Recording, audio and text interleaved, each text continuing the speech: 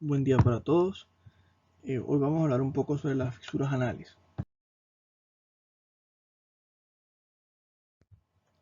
Vamos a comenzar definiendo qué es una fisura anal. No es más que una solución de continuidad de forma oval en el anodermo del canal anal, que se localiza inmediatamente por debajo de la línea dentada y llega hasta la apertura del canal anal, como lo podemos ver en la figura. Es ligeramente más frecuente en las mujeres, sobre todo en mujeres jóvenes. En hombres es más frecuente en la edad media. Es un problema relativamente común, muchas personas presentan este problema y hay ciertas enfermedades o patologías que se le asocian a esta enfermedad, dígase el estreñimiento, el hipotiroidismo, la obesidad, el embarazo y la pérdida de peso. En la teología tenemos que hay dos teorías que están relacionadas o se les atribuye la causa de esta enfermedad. Tenemos la teoría mecánica y la isquémica. En la mecánica se va a relacionar con un círculo vicioso, o se planteaba con relación a un círculo vicioso generado por el traumatismo que generaba o generan las heces duras a nivel del anodermo, generando esa solución de continuidad. Esta solución de continuidad a su vez aumenta el tono del esfínter generando dolor, y una vez que se llevaba a cabo la nueva evacuación volvía a generarse este mecanismo generando este círculo vicioso. Sin embargo, esta teoría por sí sola no convence el 100% o explica el 100% de esta patología, en vista que hay pacientes, se ha mostrado que pacientes o los pacientes que presentan fisura anal, tan solo el 25%, incluso hasta menos, presentan heces duras, y hasta un 10% se puede presentar con heces líquidas tipo diarrea. La otra contraparte o la otra parte de la otra teoría es la teoría isquémica, que se genera por una hipoxia generada. Esta hipoxia va a eh, obviamente va a disminuir el flujo sanguíneo. Al haber menos flujo sanguíneo se va a disminuir la cicatrización y va a perpetuar esta herida. Como entonces tenemos dos factores importantes que van a jugar un papel van a jugar el papel principal en cuanto a la formación y persistencia de esta lesión, que son la hipertonía del esfínter anal y la hipoxia generada por causas anatómicas que están comprobadas tanto por estudios Doppler, estudios arteriográficos y en estudios cadavéricos, que está demostrado que esta sección, o sea, la parte posterior del canal anal, está irrigada tan solo por arteriolas terminales. Entonces, estos dos mecanismos que habíamos mencionado anteriormente son los principales, o los que juegan el papel principal en cuanto a la formación y persistencia de esta lesión, que va a ser la hipertonía del esfínter anal y la hipoxia generada, que va a disminuir la cicatrización de la misma. Justamente en base a estos dos factores es que se va a enfocar el tratamiento de este tipo de patología. Por una parte, relajar el esfínter, y por otra, aumentar el flujo sanguíneo para mejorar la cicatrización. La fisura anal se puede clasificar de acuerdo en agudas o crónicas, dependiendo del tiempo de evolución y la sintomatología, y en típicas o atípicas. Cuando las fisuras agudas por lo general se presentan con una resolución de menos de 8 semanas, de 4 a 6 semanas, se presentan con sangrado brillante o rojo, una gran proctalgia importante. De hecho, el paciente lo refiere como el dolor más grande que ha sentido en su vida, empeora con las evacuaciones, o incluso lo puede referir como si tuviera un vidrio en la región anal, una gran hipertonía del esfínter, y se observa la solución de continuidad a nivel del anodermo. Cuando esta sintomatología se perpetúa más de 8 semanas, ya se habla de cronicidad y se ven ya los bordes más hipertróficos, hay exposición de las fibras del esfínter, y por lo general se acompaña de una triada clásica, que es la hemorroides centinela, la exposición de las fibras del músculo esfínter interno, y una papila hipertrófica, o también la llamada triada de Brody. Como podemos ver arriba, podemos ver las características de una fisura aguda, y aquí abajo una fisura crónica con una papila hipertrófica. Ya el tejido es más blanquecino, que nos habla de cronicidad, y se ven las fibras del esfínter. Tenemos la otra clasificación en típicas y atípicas, siendo las fisuras típicas encontradas en la línea media posterior en el 90% de los casos, por lo descrito anteriormente, y el 10% el resto del 10% en la línea media anterior. Se han descrito casos que el mismo mecanismo de hipoxia se presenta también en menor medida en esta línea media anterior, y en los laterales tenemos que las otras causas más raras que hay que estudiar, que representan menos del 1% de las causas, que se atribuyen a enfermedad de Crohn, e infecciones como tuberculosis, HIV, leucemia, enfermedades malignas o incluso enfermedades de la piel como la psoriasis. En cuanto al diagnóstico, el diagnóstico se hace netamente o casi en el 100% de los casos con la historia clínica y el examen físico. En la historia clínica se debe evaluar o interrogar muy bien los síntomas. El principal síntoma del síndrome cardinal es el dolor, como ya lo dijimos, uno de los dolores más graves que puede experimentar o dice que experimenta el paciente. Por lo general empeora con las evacuaciones, puede durar de minutos o incluso hasta horas, y ellos lo describen como como ya lo mencioné, un vidrio o algo que tuvieran en el área anal que desgarra. Puede presentar también sangrado. Al examen físico se debe hacer una inspección cuidadosa, separando gentilmente los glúteos, y casi siempre se podrá ver la solución de continuidad con esta simple maniobra. Si no es posible encontrar la causa del dolor bajo este examen, bajo el examen físico normal, se debe considerar hacer un examen bajo anestesia. Por lo general, unos procedimientos más invasivos como la anoscopia, endoscopia o incluso el examen rectal debe retrasarse en lo posible hasta que los síntomas se resuelven, debido a que el dolor el paciente no nos va a dejar realizarlo. Incluso no está indicado de entrada hacer una manometría rectal, incluso está descrito que en estos pacientes agudos la manometría puede presentarse incluso con presiones normales, o incluso está baja en un 19% de los pacientes masculinos y hasta 45% en mujeres. Una vez que tenemos el diagnóstico, debemos ver el tratamiento adecuado. Siempre la primera línea de tratamiento va a ser tratamiento médico. Es seguro, tiene pocos efectos adversos y tiene una tasa de mejoría de 87% cuando la fisura es aguda y un 35% cuando la fisura es crónica.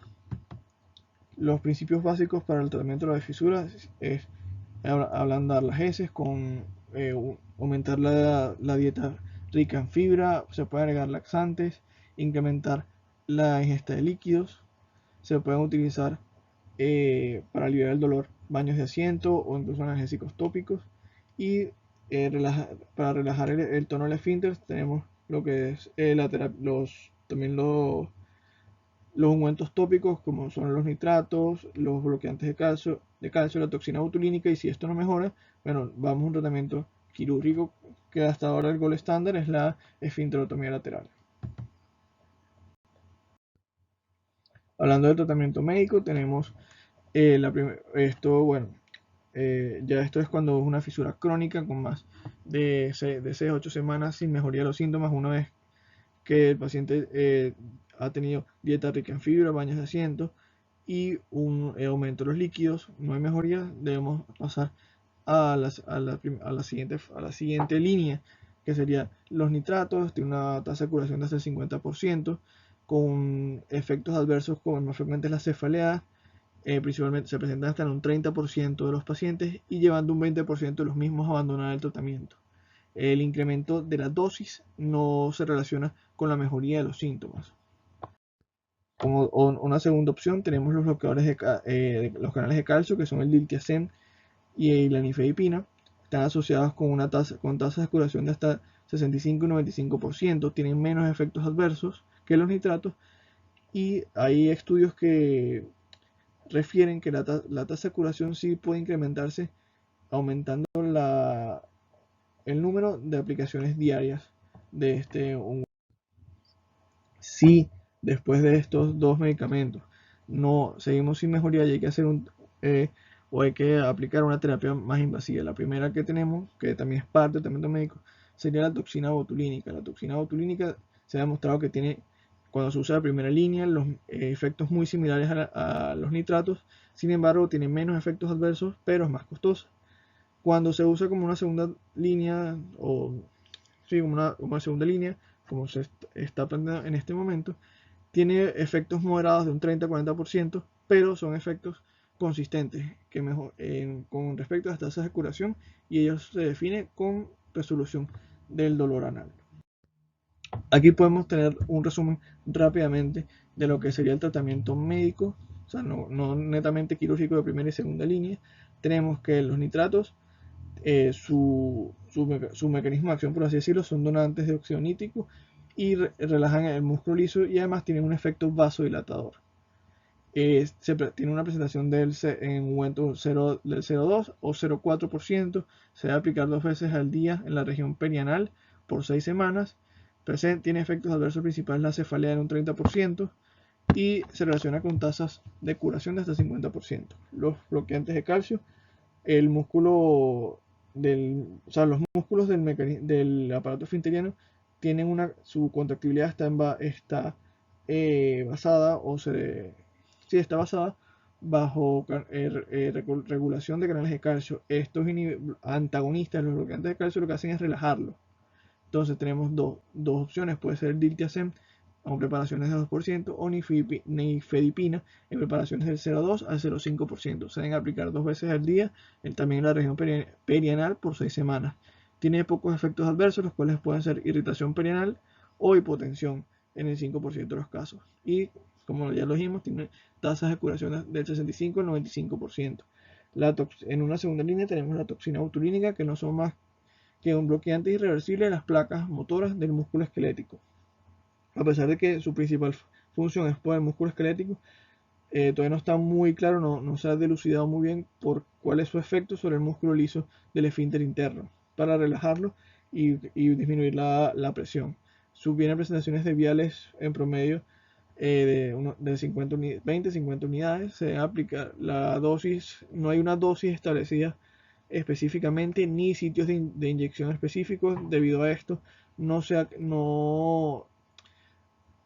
ha podido establecer una dosis y un sitio de inyección común, debido a que muchos estudios o muchos usuarios tienen sus propias dosis propias, sitios de inyección diferentes, pero por lo general hay quienes inyectan de un solo lado, hay quienes realizan la inyección bilateralmente en los sitios de la fisura, y las dosis pueden llegar entre de 10 a 100 unidades. Hay quienes usan en promedio 25 y quienes usan en promedio 50 unidades.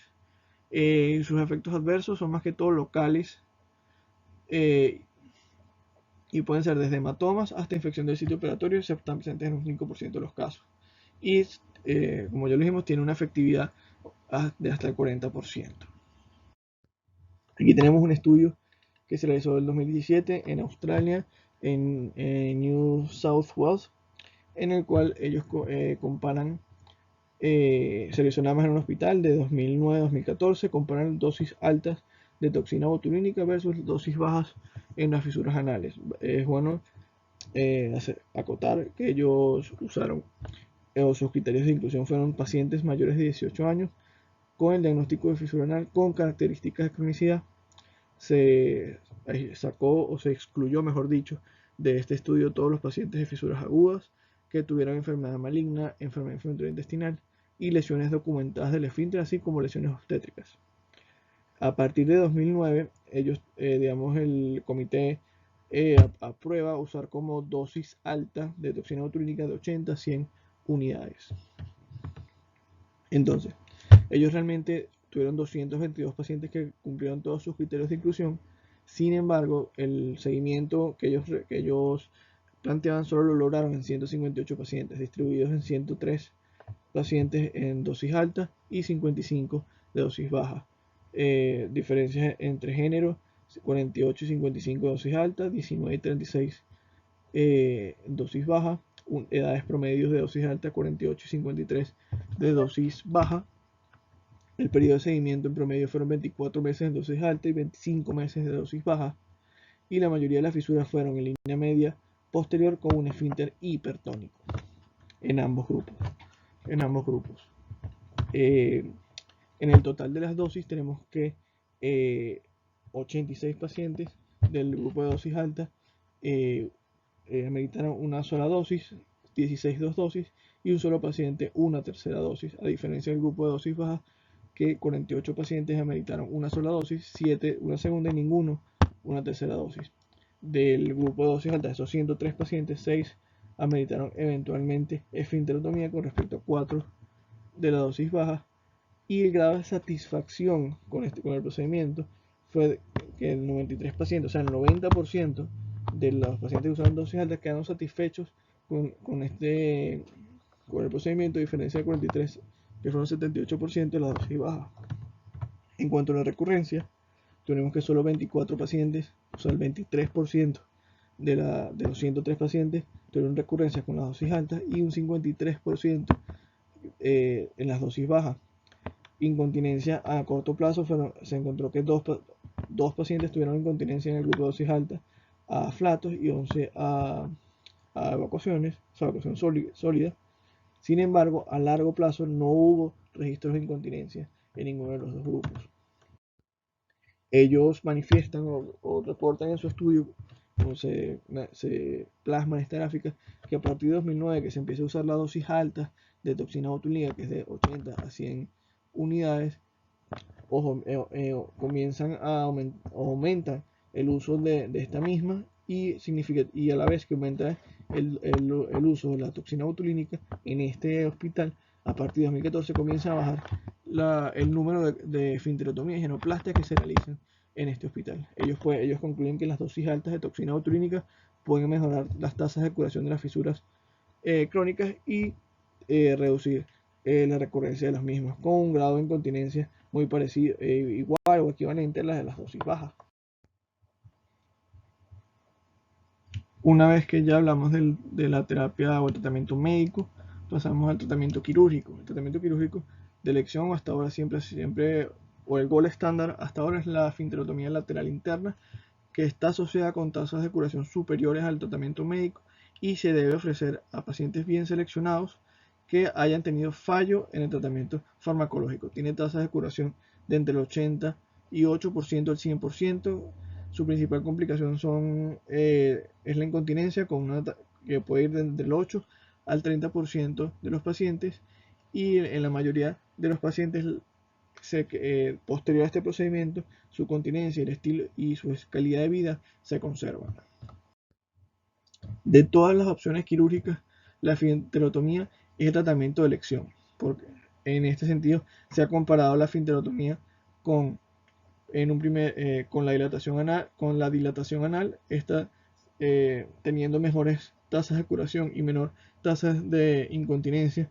La esfinterotomía asimismo se comparó con la fisurectomía, teniendo la primera mejores tasas de curación y tasas comparables de incontinencia, y hay una tercera comparación que se realiza con una técnica llamada la esfinterotomía a la medida, que es justamente hacer la esfinterotomía hasta el ápex o el vértice de la fisura, y se compara con la esfinterotomía lateral, que digamos que todos conocemos, se la describen como tradicional, que es lo más cercano que se realiza, no hasta el vértice de la fisura, sino lo más cercano a la línea dentada, y en dos trabajos aleatorizados y controlados se demostró que la esfinterotomía tradicional tiene mejores tasas de curación en comparación a esta técnica que hacíamos referencia.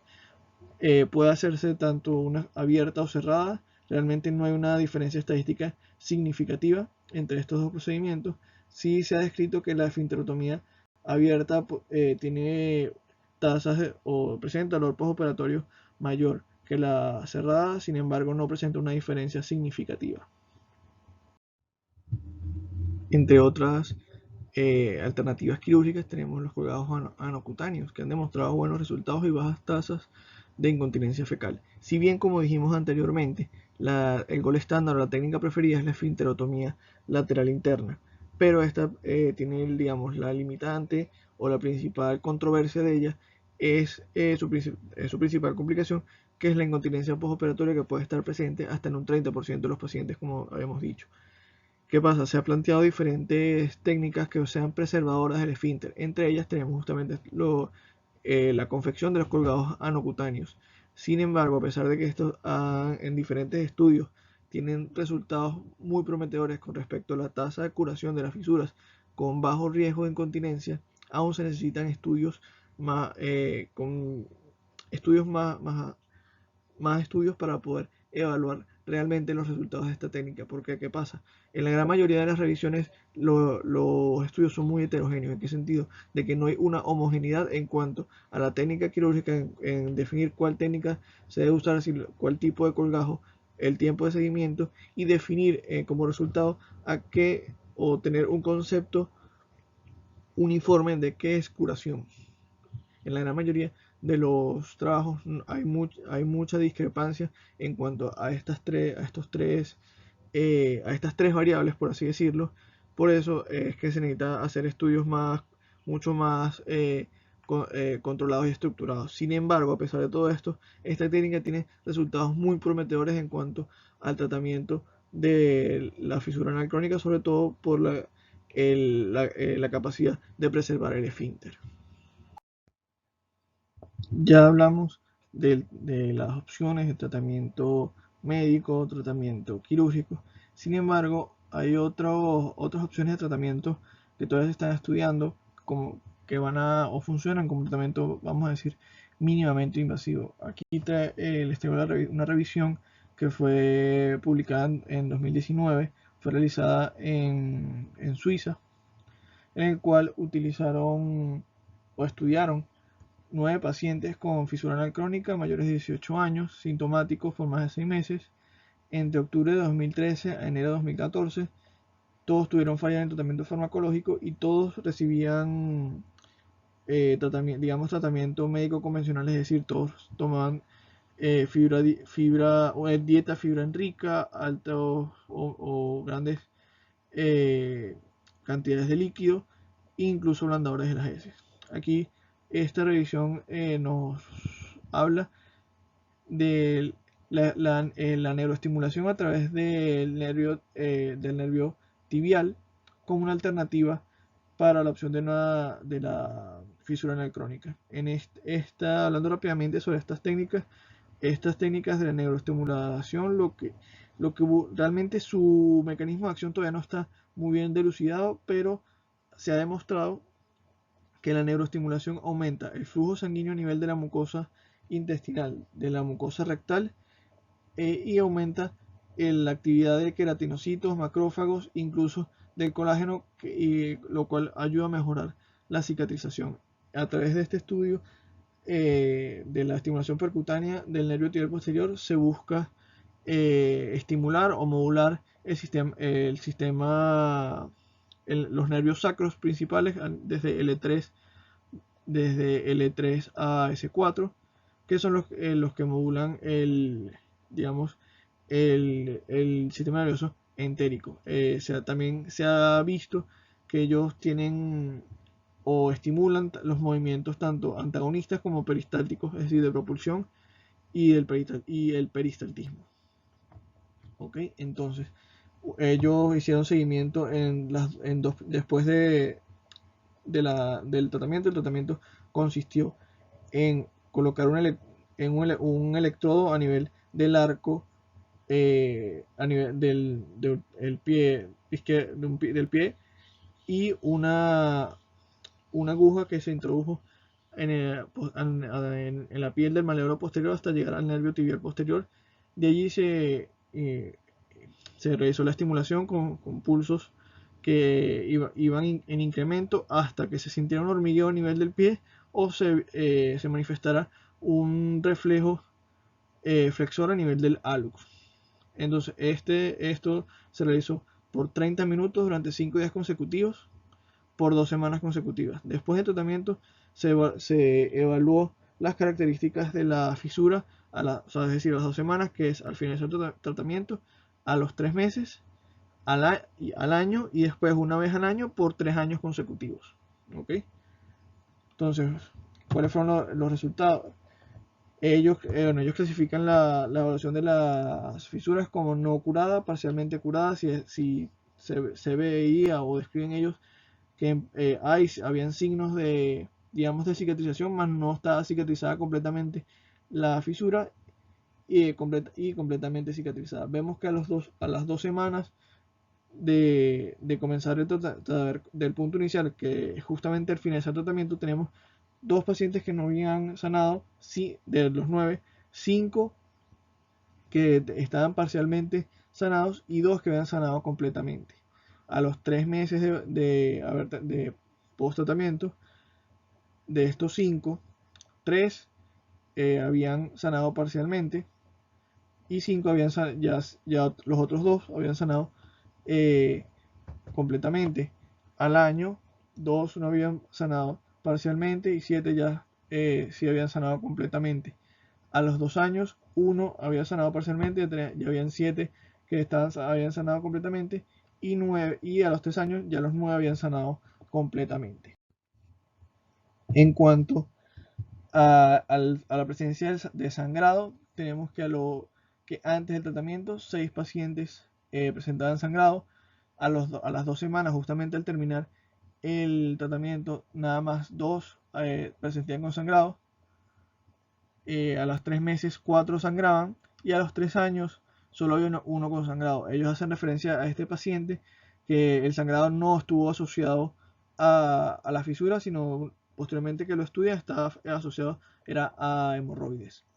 En cuanto al alivio del dolor, vemos que los pacientes antes del tratamiento tenían un alivio del dolor del 40%. Esto es con una vez que, o sea, ya ellos habían recibido tratamiento tópico, ablandadores de heces, ingesta de líquido o una dieta rica en fibra. Posteriormente, a las 2 semanas al haber terminado el tratamiento, esta mejora del dolor aumenta el 50%. A los 3 meses realmente no hay una diferencia significativa, vuelve un 40%, pero al año hay un 95% del alivio del dolor y a los 3 años un 90% del alivio del dolor.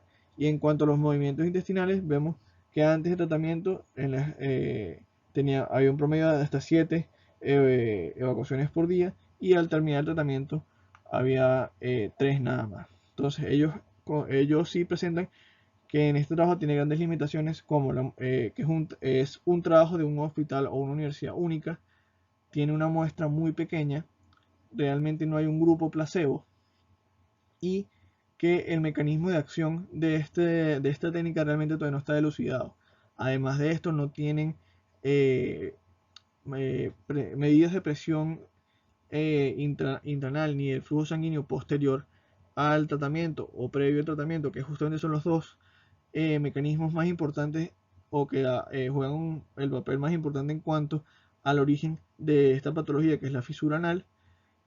Pero sin embargo sí concluyen o reportan que a pesar de todo esto, esta técnica tiene resultados bastante prometedores en cuanto a ser una alternativa terapéutica no invasiva para la fisura anal, teniendo buenas tasas de curación a los 3 años, bueno, mejor dicho, al año de hasta un 56%, con bajo tasas de incontinencia, bajo tasas de dolor e incluso de sangrado. Sin se necesitan estudios más profundos y con una muestra mayor, pero hace hincapié que esto puede ser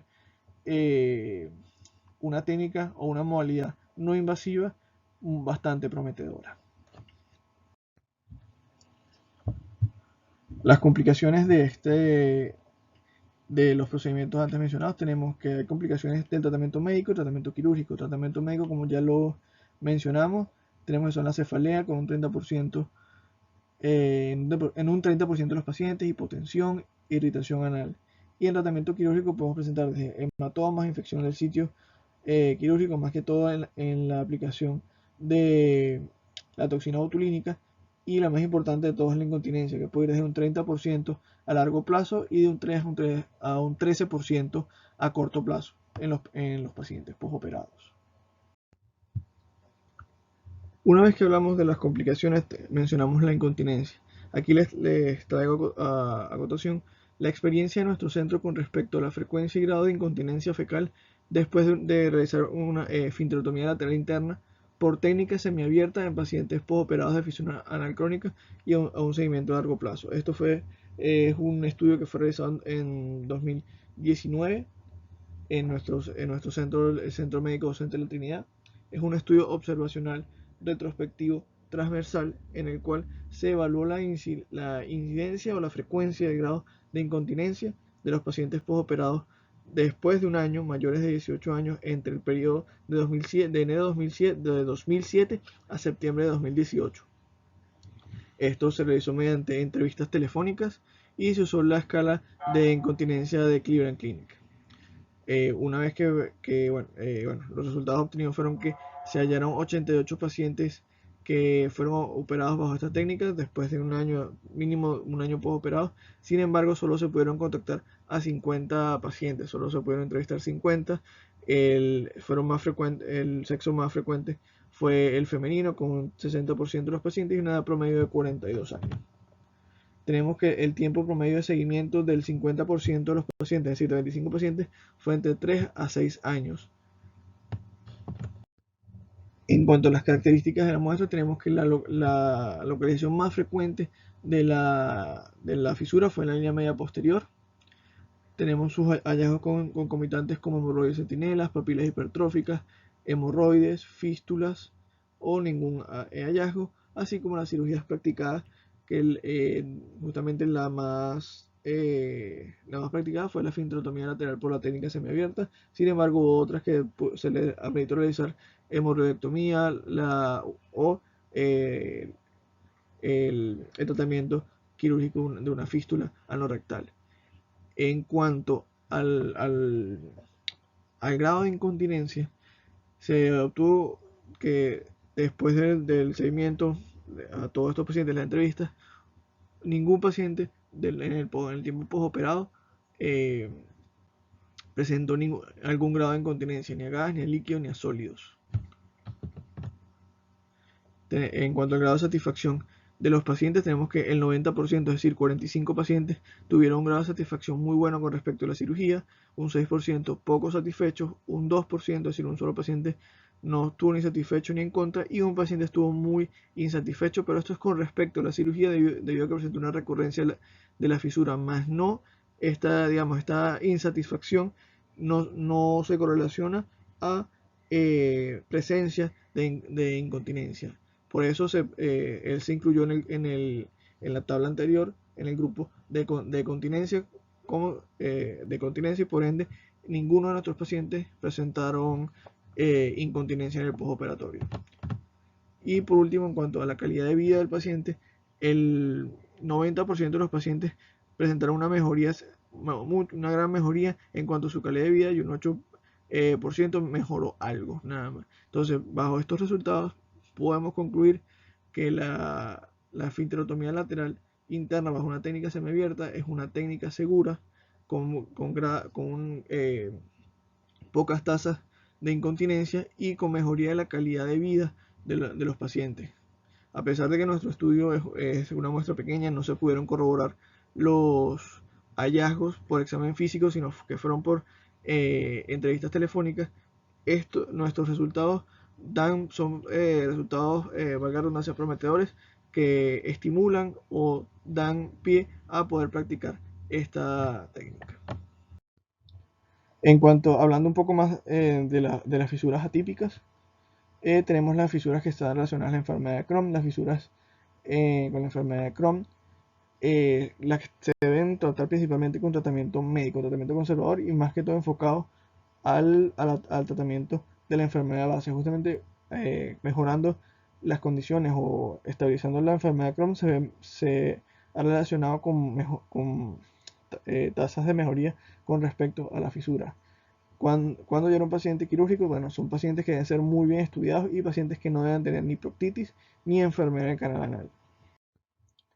Otro punto, por así decirlo, son las fisuras anales de presión baja, las cuales las encontramos en dos contextos, un contexto agudo y un contexto crónico. El contexto agudo es más comúnmente visto en las pacientes posparto y se recomienda no realizar ningún procedimiento que altere el mecanismo esfinteriano, sino más bien hacer un tratamiento médico, un tratamiento conservador. Y en el contexto crónico está descrito realizar una fisurectomía con un colgajo de piel o un flap. Los pacientes con HIV, bueno, pues este tipo de patología puede presentar grandes sintomatología incapacitante. Se debe realizar biopsia, carga viral, se debe hacer debridamiento de los bordes de la fisura y terapia con esteroides intralesionales. Esos son los pilares del tratamiento para ver o observar una mejoría a corto plazo. Sin embargo, hay que optimizar la terapia antirretroviral para mejorar la sintomatología efectivamente, y esto sí ya sería más o se verá más a largo plazo. ¿Okay? Bueno, muchas gracias, espero que haya sido de su agrado. Estaremos en contacto.